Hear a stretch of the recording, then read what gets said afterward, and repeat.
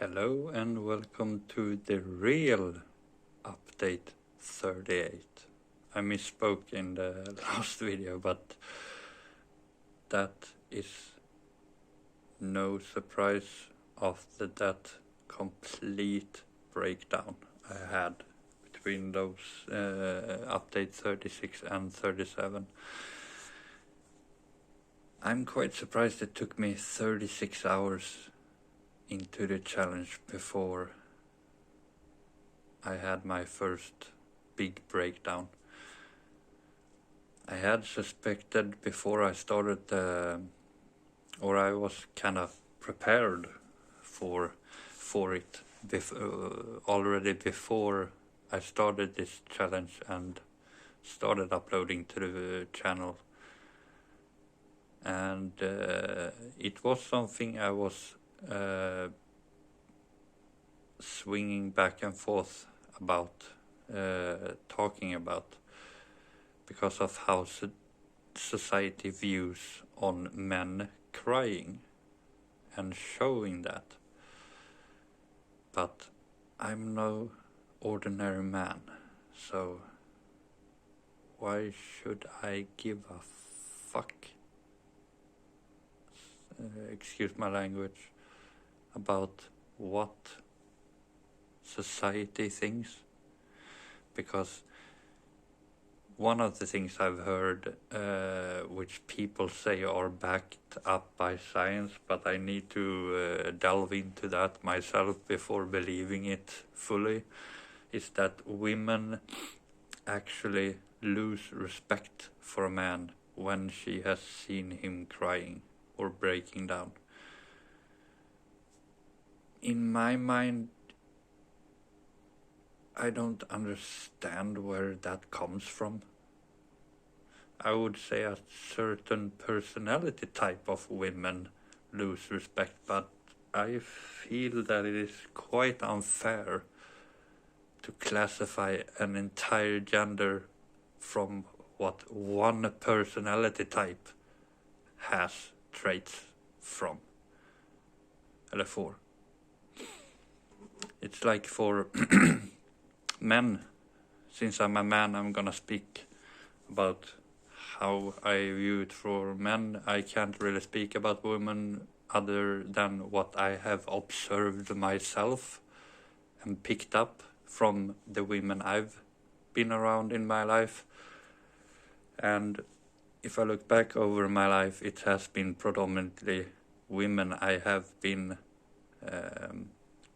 both being friends with, being together with, talking to, like my mother.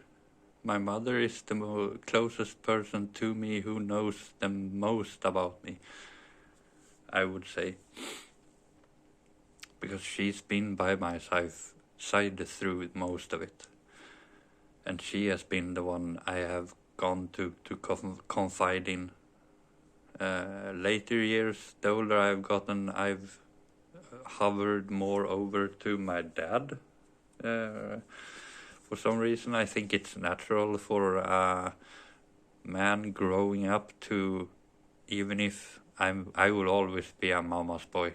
I will always take care of my mother. And a funny side tangent, family story. I am actually in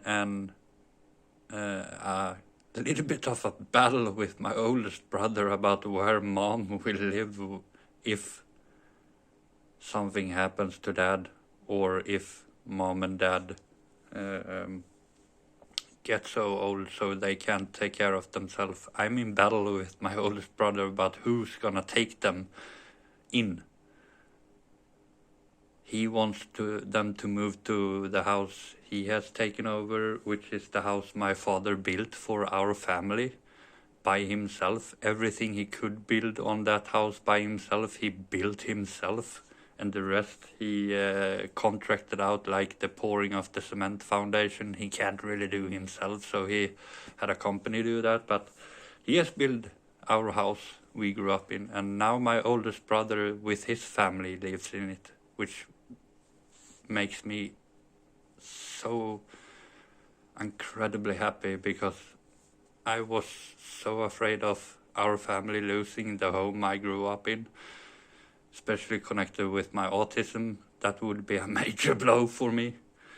And the fact that my oldest brother has taken that over, and I'm gonna take over my grandfather's old farm in where that is. Almost disclosed the location, but that I will not do on the internet. Well, so both of the land and houses that comes down through generations on my father's side is gonna keep in the family for one generation extra, and hopefully more after that. That would be a dream for me. But that's a funny side tangent. Back to the main point about men crying. I'm not ashamed about being in touch with my emotions. I see that as a strength, because that is definitely one of the things that has made every single ex-partner of mine not give up. And when they finally did, they disclosed to me that I was such a fucking amazing person, excuse my language again, that it was worth the trouble. So that is one of the main characteristics of my light side, is my ability to actually show emotions and be so deeply connected with my own emotions that I can control them like that. I can make myself cry in under 10 seconds, easily, whenever, wherever, because I am that in touch with my emotions, that makes me such emotional stable person when my darkness isn't in control. That, my fellow men, I've proven throughout my relationships that is a major strength to have. Because I've never been looked down on in a good relationship or in a good period when I have shown my sensitive side. I've only benefited from that. And the relationships I've been in, that I've felt the person lose respect for me, well, those relationships I knew wouldn't last forever. I knew had an ending. So those people aren't in my life anymore. And going forward, now when I finally gotten to the core of all my problems, I can finally get control over the darkness again, and my light will shine so bright. And because I have gone through 5 years of an extremely dangerously toxic relationship for both of us, but from my side, I now know, through my experience in that relationship, I know exactly what I want in my forever partner and wife.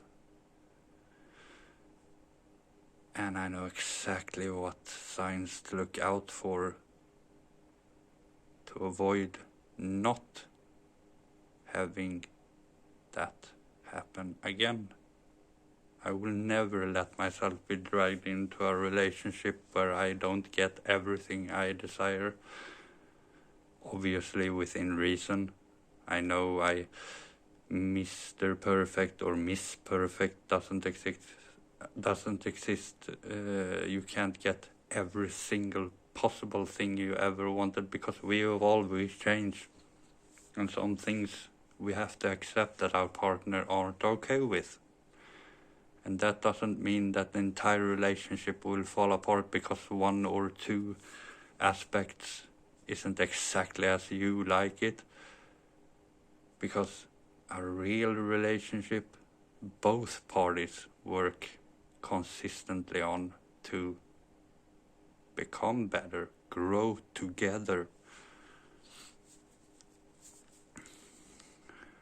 and build each other up. And in my future relationship, what I'm gonna do and what I'm gonna require my wife to do is have a mindset like me, where the only thing that I care about in my relationship going forward is what I can give to that person. And I won't demand they treat me the same. But depending on what level, how close to that goal they come with handling and treating me, the closer they will come into my life, because through my self-work I have gotten a technique that I have 3 circles going forward. I have a dot in the middle, which is me, which is fine if it never goes outside that, because I'm completely okay with spending the rest of my life with only myself, because I know that I can be by myself and be completely fine with it. Because I will make myself the best version of myself that I can become. And I'm gonna enjoy so much spending time with that person. And outside of that, I have my family. And the day I propose to my future wife is the day she goes from the next into that. Until that day, she will be on the 3rd ring, or when I go into a relationship with her, because I'm not gonna just decide to go directly to wife. When I start a relationship with her, she's gonna step off that line inwards and take secure and stable steps towards my family circle. That is how I view it. But my wife will come from the 3rd circle, and that circle is my friends. I'm gonna have a core group of friends that I'm gonna let come into that circle. And outside that is everybody else. Those are the levels of how close you will come to me and how prioritized you will be in my life.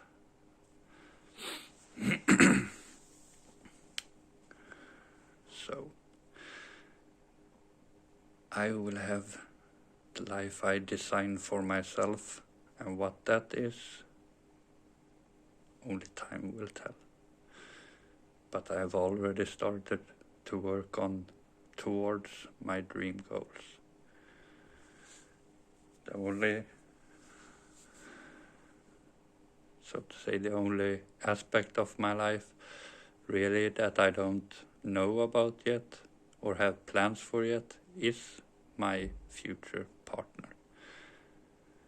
Because I already know the other circles, how I'm gonna implement the tools I need to get control and get it to where I want it. And that's my little rambling for this update. See you in the next one. Bye.